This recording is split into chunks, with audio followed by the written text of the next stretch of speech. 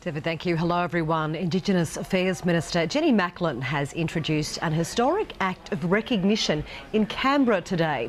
It's a precursor to a referendum on including Aboriginal and Torres Strait Islander people in the Australian Constitution. Sky News Indigenous Affairs reporter Dan Borscher has more from Darwin.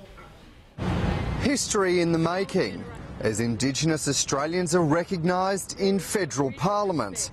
I commend the bill to the House. A long time in the making, beginning when Aboriginal and Torres Strait Islander people were allowed to be counted as Australians in 1967. More than 90% of this country voted for that referendum. More than 40 years later, an apology to the stolen generation. As Prime Minister of Australia, I am sorry. Now, an act of recognition before Parliament, the next step towards full constitutional reform to include the first Australians in our foundation document. We want meaningful reform that reflects the hopes and aspirations of Aboriginal and Torres Strait Islander peoples and unites our nation.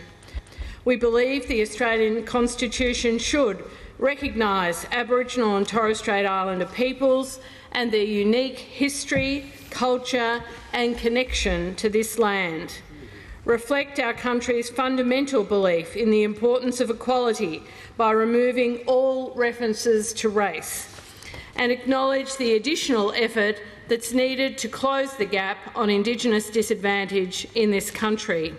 Although symbolic, Ms Macklin says the act of recognition is an important step and sets the direction of future work. A sunset clause means Parliament needs to act within 2 years. We've got to move beyond symbols and actually get the action happening.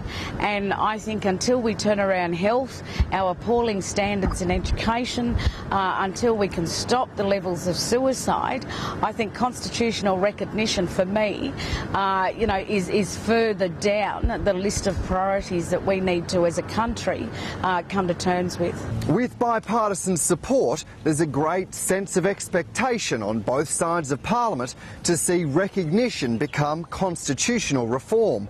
And while most referenda have failed in Australia's history, there's an added pressure on Parliament when debate resumes next year to see symbolism turn into a new page in Australia's history. Dan Borscher, Sky News, Darwin.